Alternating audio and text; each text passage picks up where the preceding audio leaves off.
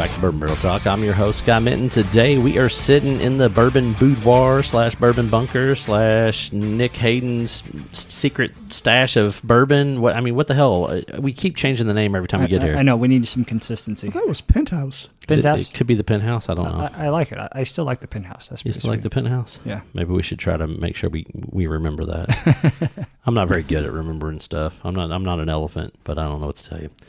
So anyway, I'm with Mr. Nick Hayden and the legend Stephen J. himself. What's up, fellas? It was a beautiful day. Beautiful day in the neighborhood? Yeah. Absolutely. So, Stephen, you're back from sabbatical. You were out west partying with the family, getting drunk every night. What was your trip like? We were drinking every night. You were drinking every night? I didn't see the chug videos. I did not see any chug videos. I was actually kind of disappointed. I think I did one. Did you do one? I must have missed it. I remember there was a time about maybe a month and a half ago where this guy messaged me. He goes, "Hey, did you get this bottle on the release?" And I go, "No, I missed out on it." He goes, "Yeah, I missed out on it. I was watching Stephen J. Scott do chugs, and I found it more entertaining." I kid you not. He goes, "I found it more entertaining than the bottle release." And he totally forgot about it because he was waiting for your chugs, and he would just man, he goes, "That guy, I don't know how he does it. He's awesome." I'm just like, I'm going to tell you. That guy needs a life, though. The legend and the Wesley Goodlow chug of the 1910 the other night, or 1920, whatever it was. Yeah, 1910. Was it 1910? Yeah, I think it was 1910. He had to be feeling that the next day. He said he was fine, but I'm telling you, he had to be feeling He was that. fine after 3 Pedialytes, a cup of coffee, and some aspirin. Absolutely. So, hey, this week's episode, we're going to discuss the old Dusties. Old Dusties. This is, I guess, Dusties episode number 2, because we did a Dusties episode, I guess it was probably, 6-8 months ago with Ryan Houchins. He brought in a selection of weird stuff like McCormick, some peach brandy, and then we had the Old Crow Chessman. So this is those are good. They are delicious, absolutely. Yeah. But today we've got a nice selection here. We got a 1975 Jim Beam. This was a decanter, you said? Yeah, so I bought a twin decanter. This was the Del Webb's, is like, I guess, a race car race out in Vegas at that point. So I got 2 of those and decanted it. When it comes to like decanters, I mean, basically they use it as marketing techniques back in the day. So it's like, hey, we got bourbon, but look, you can, like the King Tuts and you name it. I mean, hell, Avon had decanters back in the day. Yeah, I mean, everyone had decanters. So the it's sometimes you get a good one, sometimes you don't. Obviously, you look for broken tack strips, but it's this decant was both decanters were pretty clear. I mean, it's hardly any, no haze, no sediment. No, it looks delicious and it's super dark. And then the second bottle, we have a pre-fire 1993 Heaven Hill bottle, but this is a label I've not seen before. It's called just Private Cellar, so it says straight bourbon whiskey, and this bad boy just says bottled and distilled there in Barterstown, Kentucky. So, but I'm interested to try this bad boy. And then last but not least, Josh Hillman's going to be upset, Mr. Opfo fanboy himself, because we have a I think you said 91 Old Forester bottled in bond. So heck, that's about the time Nick was born, wasn't it? Yeah, it would have been like 5. So like maybe walking. I don't know the hallmarks of. So but I must not laugh though. The Beam is actually older than me. I was born in 77, so 75. It's older than me. Yeah, some of those. I mean, they are absolutely delicious, and the notes you get off of those for the price. I mean. Yeah. Beam is great, especially their decanters, because a lot of them are glass. They didn't have as many of the, what I would call the lead ones. The lead porcelain or whatever they are. Yeah, porcelain ones, yeah. So, I don't know. So I'm pretty excited to dive in on these bad boys. They're generally very good. Oh, absolutely. I've not found an old Beam that I've been disappointed with yet. So I guess that's what we're going to start with. We're going to start with this 1975 Beam. I'm going to let you all dive in on it a little bit more. And this was before they sold out to Suntory, so this is a long time ago. So it's I guess I would say that it's probably going to be a pretty good, consistent flavor to, all those earlier Beams and maybe even some Knob Creek stuff as it first got established, because I think most of these decanters were around that 70 to 85 month range. So yeah, this is one, I think it was sitting at like 86 proof. Nice color. 86? Yeah. Okay. Nice color, but it has like really nice, like I get like a lot of leather which I typically go with on a Dusty. Like I expect like a rich color, rich tobacco, rich leather in most of mine. Yeah, I'm getting some tobacco on the nose, a little bit of leather, and maybe a little bit of cherry. I mean, there's some fruity note, maybe plum or cherry. What do you think? It's a dark fruit. It's definitely a dark fruit. This one has a shorter finish. Like I don't get like those, when you typically drink like 100 proof or some of those higher proof ones, like that Kentucky Hug. This is really mellow. I would not add water to this at all. I would just drink it as is, neat. I mean, it's going down smooth, but oh yeah, definitely. But it's got a lot of great flavor to it though. You get those caramel notes, some of that leather, and that hint of tobacco. Definitely caramel and tobacco. Yeah. Oh, well, this is delicious though. Yeah, I wish I could identify that fruit. I'm trying to. Like I said, I get a darker fruit, like a cherry or a plum or something like that. It is very distinctive.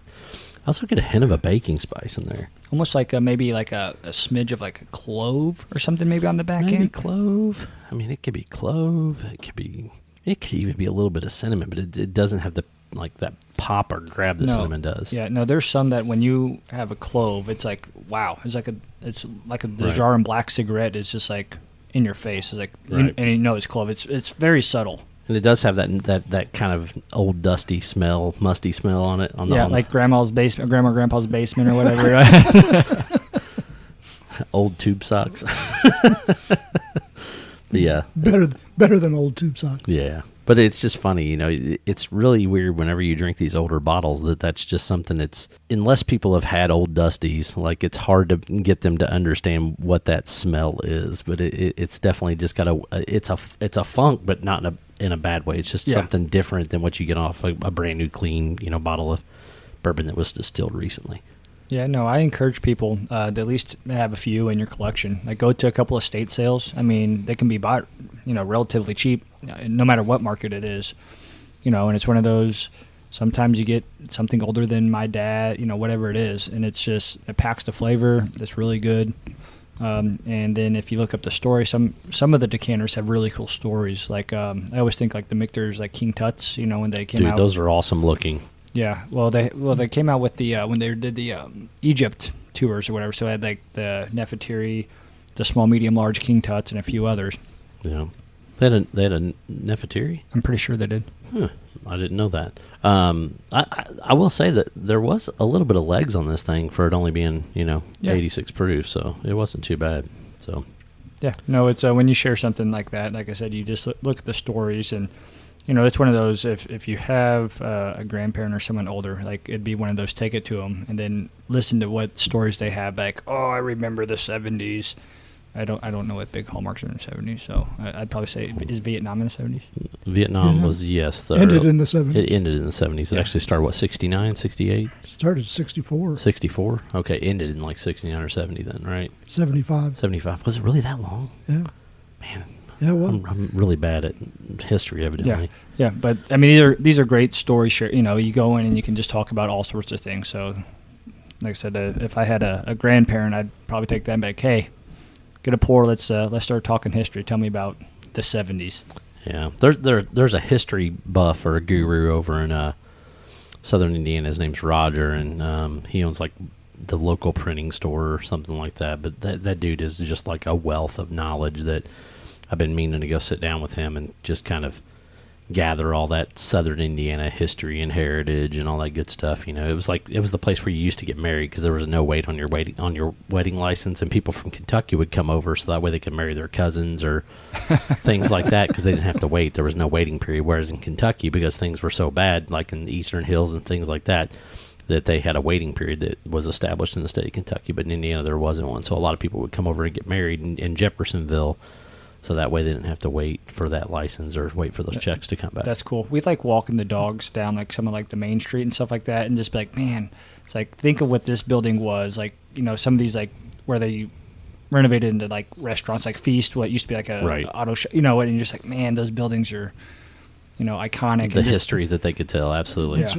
Well, all the cast iron buildings. Yeah. That are identified on the sidewalks. Yep. That and what they must have been like. Jeff was also the cast iron buildings. This is the first I've heard of this on Main Street. A lot of cast iron facades. Yeah. And if you walk down the street, Like the pillars are cast iron. Okay. Like, the bricks are turned 90 degrees. That shows where they were along the sidewalk. yeah. Oh, nice. That's Now a I'm gonna have to nice pay history tour. Now I'm going to have to pay attention. Yeah. We took one of those haunted tours. Halloween's coming up. So, like, if you take the Haunted old, tour. the haunted tour, the old Louisville tour. Like, From that one's from what, the Silbach? yes. That's the most popular one, I think. Yes. It's the one from the Silbach, Yes. and it takes you around that area. Yeah, and then there's like another one, like I think there's another one like Old Lou that they kind of do, like, you know, again, it's one of those, if you're looking for something to do, I mean, it's pretty fun. Oh, absolutely. We had a ball when we did ours. So, but There's a walking tour from the Louisville Tourism Center that talks about the history and talks about the cast iron storefronts and all of that. I took that. That's how I learned it. Now I'm going to have to go back and pay attention. yeah, That's no, probably- absolutely. Another big thing in Southern Indiana, and you may know this, Stephen, but back in the early days, man, or you might have at least heard stories about it, but Jeff was like one of the largest gambling areas. Like there was multiple casinos that were set up in some of those mom and pop shops in the back and things like that. But a lot of people would come over. And matter of fact, at one time, the mayor back in I think it was like the 1920s, Harry Truman used to come in. He would stay at the Silbach or the Brown Hotel. They would sneak him out of the hotel over to the mayor of Jeffersonville's house at the time, which lived off of Blanchell Terrace, and they would play poker and have boudoir and all kinds of crazy, horror-y and all that kind of stuff at his house while, the president was in town, and then they would sneak him back over before the Jefferson County Sheriff would realize he was gone. Nice. I like that. So, kind of crazy. So, That would have been the late 40s. yeah, 40s, yeah. So, all right, this private cellar. Stephen, what do you know about this one? You're really the only one that was old enough to drink when this bad boy came out. I really know next to nothing about it. I bought it at a group of Dusties, and think it's actually very good. So it's got that dusty smell, and it smells like Heaven Hill. I mean, when I think of old school Heaven Hill bottled and bond 6-year, I mean that's what's on this nose. Yeah.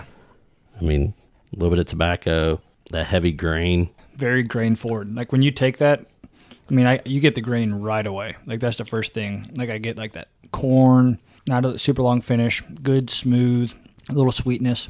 Yeah, I mean it's corn, caramel, a little bit of vanilla. But yeah, I mean this thing is just straight corn. It's delicious though. It's just a little bit of funk in the mid palate. I'm not sure what it is though. No, I get what you're saying. That's the thing, and now I'm trying to identify it. What do you get that, Stephen, at all? Right in the mid Oh, palate. definitely. Back part of the mid palate, almost to the finished part, but it's got a little bit of funk to it. But I can't really put a finger on it. I don't know if that's just your dusty or if it's like I don't want to say mold because mold's like bad, but Yeah. It's almost like I don't want to say cedar because I don't get a lot of cedar nuts, but it's almost like that smell when you open up a cedar chest and you got like all those like wool blankets and clothes. yeah, I get that. Right. Yeah, Like like I think it was Robin's.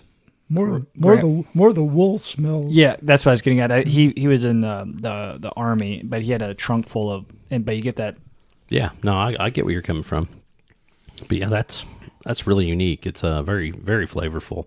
Like I said, caramel, a little bit of vanilla. You get some of that wood.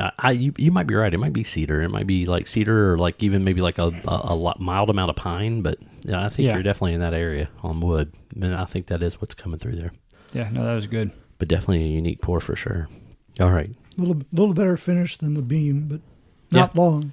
Yeah, it's at least a little bit longer finish than the Beam. Yeah, and it could be because it's a higher. I mean, we're talking almost 10 proof points. Yeah. 4. 8 to 10. You said the other one was Is it 93? It's a 90 proof. That's a 90 Okay. proofer. We're close. Okay. All right. Old Forester, 1991. I was a 8th grader. 91. I still would have been like 5 or 6. So Yeah. is that like preschool, kindergarten? Yeah, preschool, kindergarten. Yeah. I'm trying to think of like. 91. Man, I was I think I was listening to like Tim McGraw. Is that when he started coming out like the original when he was dating like first dated? 91. Yeah, it probably is about right when Tim McGraw came out. I can't really remember. I mean, I remember the. I was hardcore rap at that point in my life. Is that like Run DMC time? That would have been, LL Cool J, Run DMC, NWA. I mean, that's when all that stuff just started dropping. I know once I hit middle school, I was more of like the Nirvana, like the. Too Short, yeah. So, yeah, Nirvana would have been like 93, so it would have just been a couple of years later, so Nirvana, Pearl Jam. And in 91, I was the end of my 30s and listen to Dolly Parton. Father of 2 children. The father of 2. Does this smell like the father of 2? Do you remember the smell, Steve? It doesn't smell like dirty diapers. It smells like Old Forester. I mean, once again, Yes, I mean, you get a little banana, a little bit of caramel. I do get a little bit of tobacco though, and that's not necessarily always the case for Old Forester, but that might be the dusty in it. What's up on the taste, man? It has a little bit of a bite to it. Does it? Yeah. All right, let me dive in here. Yeah, it has like right on that. You take that sip, it's smooth, and then right almost on that mid palate, you almost get like this nice spice, shorter finish. I like how each one of these 3 are completely different, which is nice. Like it's like you go leather, you go banana notes, you go wood notes. I mean it's a little banana, a little bit of wood, and you get that nice rye spice though. You get a little pepper in that mid palate. It's actually front to mid though. It's more on the front than it is even the mid, but it's not the tip of your tongue though, or right there in the middle of your like lips. Like usually sometimes when you get something, you get that fiery rye, you get that right up front, but it's kind of right in the middle of in between there and your mid palate. Yeah, it dies off in the back, but yeah, not a whole lot of finish to it. Very tasty. It's got a little legs to it, not too much. Color's pretty mild. I mean, of the 3, it's probably the lightest. I've always wondered. Which is probably the youngest too.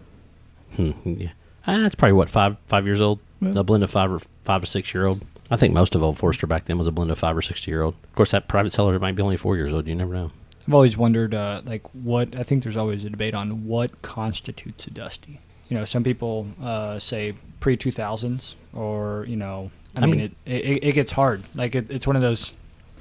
I mean, I would say anything, and this is just my humble opinion, right? I would say anything pre-2010 would be considered a dusty. Because the likelihood that they're out there are still pretty slim once you get to like 2010 or sooner. I think you'll find a handful of bottles from 2010 to now. Like one of my favorite Dusties is the Wild Turkey Donut, but that's from like what, 01 to like 03, something like that. Yeah, that is a good pour. And then some of my other favorite ones are going to be, some Old Foresters from the early 90s. I love the Olympic bottle, 95. 96, yeah. Then you got the split labels from Wild Turkey. Yeah. Cheesy gold foils from Turkey. That's like old Austin Nichols too. I like the 70s. Like when I go like Wild Turkey. Yeah. Like when you get some of those are like 13 gear, 14 gear. Like when you have like the fighting turkeys or some of the birds and stuff like that. Wait, what year was the Christmas batch? Was that 95? The green label? Christmas, the Christmas rye, Austin Nichols? 94, 95, something like that. Those were delicious too. I don't know. I drank, I guess because my dad drank so much Wild Turkey, I drank a lot of those old school 90s bottles that were just delicious. And at the time, I had no idea that they were going to be so special and so unique. But when I think it was my grandma, when we went to Branson to see shows, it was like one of our last vacations with her. She had just gone like, I just want a Wild Turkey and Coke. That's all she wanted. That's all she'd drink. Wild Turkey and Coke. But G-Mall was drinking the Wild Turkey and Wild Coke. Turkey and Coke, half and half. God, I mean, she was a trooper. That's all she wanted. And so they go, oh, we don't have this. And they go Jack Daniels. She goes, I don't want that crap. I go, Wild Turkey and Coke. I go, just get Grandma Wild Turkey and Coke. But it's like all these stuff. Like when we go to that, like I was probably in high school. Like you don't know what any of this does. So it's like, we don't need any of these bottle, and you just like toss them out or donate them, and now they're like, man. I know.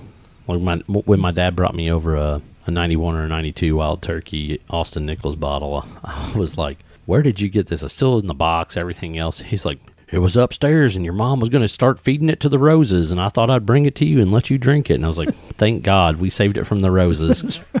That's an old wives' tale that, you pour whiskey on your roses and it helps them grow. I don't know if it's true or not. I just know a lot of old people do it. Did you have good roses growing up? So my mom really didn't do it a whole lot when I was super young. Evidently, it was something, she got a tizzy or a fit about, a couple of years ago when my dad found that bottle. And, he was like, hey, I know you like bourbon now. He goes, do you want this? Because your mom's getting ready to start pouring it on the roses. And I'm like, absolutely, I'll take it. So the funny thing is, I drank it, And when I started drinking it, I started looking around, and I was like, oh, this bottle's worth like $100 or, $85 for Wild Turkey 101. And now they're like stupid money they're going for. I mean, Crow Chessmen start off at like $800 or $900 if you find it. But that's a 1969. I mean, that's 1991. Yeah, true. I mean, some of those are just good. Then again, it's Old Crow. Yeah. I wish I had some of the stuff my grandfather had. I don't even know what it was anymore, but back in the 1970-ish, yeah, he had a nice bar, which I'm sure all went to hell after he died. So I went to an estate sale right around the corner from my house the other day, and I went downstairs, and the basement was just full of like this pimp ass, like vintage, like 1970s, 1980s bourbon furniture. Like there was a couch made out of bourbon the old barrels. Barton furniture, or was it like Barton or Rebel Yell? So there was one, So the Rebel Yell. So that was actually at a different house. That was, but I did see that one too. But those were pretty sweet. But yeah, this was another house. But literally, like all of the chairs that sat around the table were bourbon barrels that had like almost like a U cut into them. So that way, the back of the bourbon barrel was where your back sat, and then you had a little flush, little place for your tushy. And then the couch was literally just bourbon barrels all the way around the bottom. And then it had little legs sticking off. But all the padding and everything else was like this black leather. It's super, super swanky. Looked like it had never been sat on. And I was like, do I want to buy this? And I asked the lady how much it was, and it was like $2,700. I was like, I'm not going to buy this. I'm too cheap. So, all right. So, and you're married. Well, I mean, I don't care about that part. Like what would happen if you like take out the living room furniture and you replace it with that? Like the missus goes on like a vacation, she comes back. And there's nothing but bourbon barrel furniture in my house. Oh yeah, Yes. that would definitely cause a fight. If it was in the basement, I'd get by with it. But if I put it in our main living room, no, it'd be instant banishment to the couch. I'd have to sleep on that bad boy. Hopefully, it was made very well, because my fat ass would break it down in about 3 days. Good Lord. So, all right. We've got 3 bottles here, all 3 different and unique. Everybody got a favorite? No? Yes? One, I would go all neat. I would not add water to any of these. I wouldn't add water. I didn't even try them with water. I broke my own rule because they all tasted just fine. And honestly, when you're 80 or 90 proof, I don't know that you need to add water to get too much. And when you get a Dusty, you shouldn't really mess with them too much. No, really pick up those notes and the flavors that comes out of that old stuff. So. Right. I'll go Jim Beam, Old Foe, and then the Heaven Hill. Jim Beam. So you're going 1, 3, 2. I don't know. I think I might go. Actually, I might agree with you, because the Heaven Hill was good, but it does have a little bit more of that weird like rye, like in that mid palate. So I think I'm gonna agree. I'm gonna go 1, 3, 2 as well. Beam, Old Foe, Heaven Hill. 3, 1, 2. 3, 1, 2. I knew you were going to be the outlier. You always got to have one. Yeah. No, Old Forester, it was close. That's what I was. There's absolutely nothing wrong with a Beam. I mean, I love those Beam decanter Dusties. Like if you put them side by side, like it could be like tomorrow, I'd be like, hey, you know what? I like that Old Foe. But I mean, it was that close. And that's what I was thinking. I almost went 3, 1, 2. That's almost the way I went. So I was leaning that way, and then I was like, you know what? I really think maybe the 1 was the overall winner today. So call it a tie. Call it a tie. I like it. The 3-1 tie with a slight disadvantage to the number 2 bottle. I don't know. Crazy. I've got some old horse stuff I'll have to tell you guys offline, because I'm trying not to be a potty mouth on here, but it's pretty funny. But it would kind of go in with that. So, all right, I think that's our review for the day. We got 1975, 1993 Heaven Hill, and then a 1991 Old Forester. We're going to take Old Forester first Beam first, then Old Forester, then Heaven Hill by nose. All right, if you want to find Bourbon Barrel Talk, you can reach us at bourbonbarreltalk@gmail.com. You can find us on Facebook, Instagram, and Twitter.